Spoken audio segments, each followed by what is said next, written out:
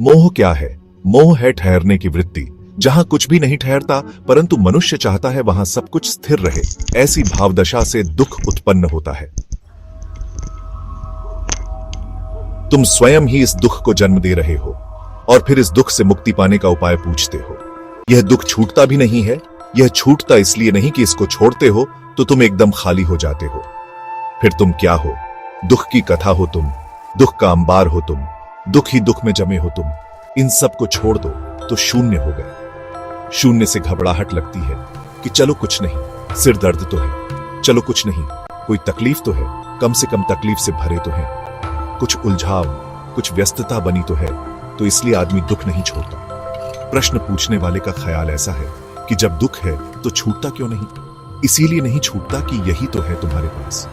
दुख की संपदा के अतिरिक्त तुम्हारे पास है क्या? इसको ही छोड़ दोगे तो बचता क्या है? एक दिन हिसाब लगाना बैठकर एक कागज पर लिखना कि क्या क्या दुख है जीवन में। कंजूसी मत करना, सारे दुख लिख डालना और फिर सोचना कि यह सब छूट जाए तो मेरे पास क्या बचता है। तुम एकदम घबरा जाओगे क्योंकि इसके अतिरिक्त तुम्हारे पास कुछ भी नहीं बचता। यही चिंताएं, यही विषाद, यही फिक्रें, यही स्मृतियां, यही कामनाएं, यही वासनाएं, यही सपने, इनके अतिरिक्त तुम्हारे पास क्या है? यही आपाधापी, यही रोज का संघर्ष, इसके अतिरिक्त तुम्हारे पास क्या है? तुम्हें पता है छुट्टी का दिन लोगों का मुश्किल से कटता है, काटे नहीं कटता। तरकीबें खोजनी पड़ती हैं नए दुख की कि चलो पिकनिक को चले, कोई नया दुख उठाएं। काटे नहीं कटता, खाली बैठ नहीं सकते, क्योंकि खाली बैठे तो खाली मालूम होते हैं। दफ्तर की याद आती है, बड़ा मजा है दफ्तर में। 6 दिन सोचते हैं कब छुट्टी हो, और जिस दिन छुट्टी होती है उस दिन सोचते हैं कि कब सोमवार आ जाए और दफ्तर खुल जाए, फिर चलें दफ्तर को।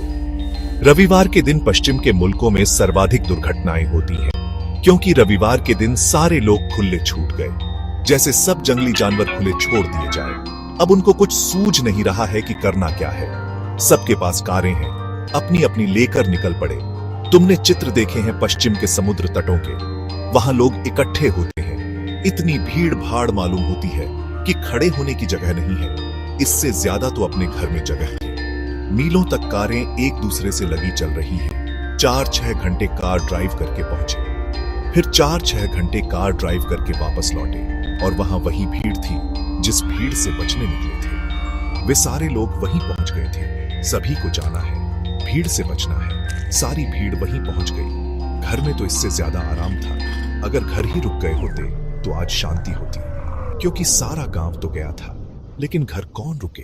खालीपन में घबराहट होती है, बेचैनी होती है, कुछ करने को चाहिए। तुमने कभी खाली एक दिन गुजारा है क्या? एक दिन सुबह 6 बजे से सांझ 6 बजे तक कुछ न किया हो, पड़े रहे, अखबार भी न पढ़ा हो, रेडियो भी न खोला हो, पत्नी से भी नहीं झगड़े हो, पड़ोसियों से भी जाकर गपशप न की हो। एक दिन तुमने कभी ऐसा किया है कि कुछ न किया हो? तुम्हें याद न आएगा ऐसा जिंदगी में कोई दिन जिस दिन तुमने कुछ न किया हो। क्या कारण होगा कि कभी तुमने इतना विश्राम भी न जाना? खाली होने में डर लगता है, खाली होने में भय लगता है कि यहां भीतर अगर मैं गया खालीपन में और वहां कुछ न पाया तो। मुल्ला नसरुद्दीन एक ट्रेन में सफर कर रहा था। टिकट कलेक्टर आया, टिकट पूछी। मुल्ला बहुत से खीसे बना रखा है, कमीज में भी, कोट में भी, अचकन में भी, सब में कई खीसे, और उनमें चीजें भरी रखता है। एक खीसा उल्टा, दूसरा उल्टा, सब खीसे उल्टे कर दिए, मगर एक कोट के खीसे को नहीं छू रहा है। सबने देख लिया, टिकट नहीं मिल रही है। आखिर उस टिकट कलेक्टर ने कहा कि महानुभाव, आप इस कोट के खीसे को नहीं देख रहे हैं। उसने कहा, उसको नहीं देख सकता, अगर उसमें न मिली तो फिर मारे गए। वही तो एक आशा है कि शायद वहां हो। उस खीसे की तो बात ही मत उठाना। फिर अपने दूसरे खीसों में टटोलने लगा। तुम बाहर टटोलते रहते हो क्योंकि तुम डरते हो कि अगर भीतर खोजा और वहां भी न पाया तो फिर क्या होगा, फिर गए काम से। इसलिए आदमी बाहर दौड़ता है, खूब दौड़ धूप करता है। मोह यानी बाहर बाहर बाहर, व्यस्तता अर्थात बाहर। अव्यस्त हुए, खाली हुए, विराम आया तो भीतर जाना पड़ेगा, और तो जाने को कोई जगह नहीं बचती। बाहर से ऊर्जा उलझी थी, सुलझ गई तो कहां जाएगी? लौटेगी अपने घर पर। जैसे पंछी उड़ा और थक गया तो लौट आता है अपने नीड में। ऐसे ही तुम अगर बाहर कोई उलझन न पाओगे तो कहां जाओगे? लौट आओगे अपने नीड में। और डर लगता है कि वहां अगर सन्नाटा हुआ, वहां अगर कोई न मिला अगर वहां कुछ भी ना हुआ तो क्या होगा? सुनते हैं कि वहां परमात्मा का वास है, जरूर होगा। मानते हैं कि होगा, मगर देखते नहीं। अगर न हुआ तो?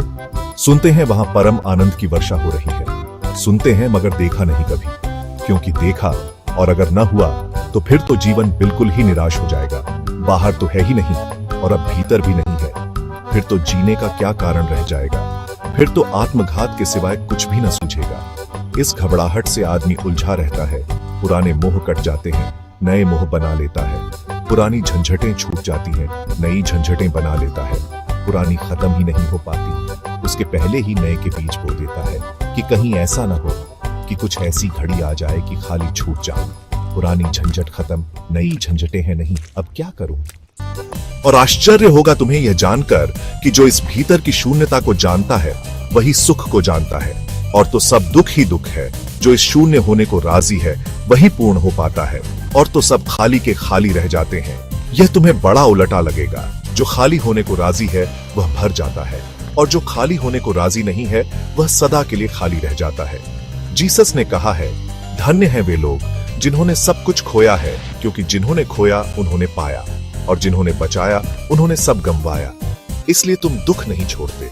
कुछ तो है मुट्ठी में, दुख ही सही, मुट्ठी तो बंधी है, कम से कम भ्रांति तो बनी है। बुद्ध का सारा संदेश यही है, सारे बुद्धों का संदेश यही है कि खोलो मुट्ठी, बंधी मुट्ठी खाली है। संसारी तो उलटी बात कहते हैं। वे कहते हैं बंधी मुट्ठी लाख की, खुली तो खाक की। और बुद्ध कहते हैं खोलो मुट्ठी, बंधी मुट्ठी खाक की, खोलो तो लाख की। खोलो मुट्ठी, सब खोल डालो और एक बार आर पार झांक लो। कुछ बंद मत रखो, कोई जेब डर के कारण छोड़ो मत। सभी देख लो, चुकता देख लो, पूरा देख लो। उसी देखने में तुम्हारा जीवन रूपांतरित हो जाता है।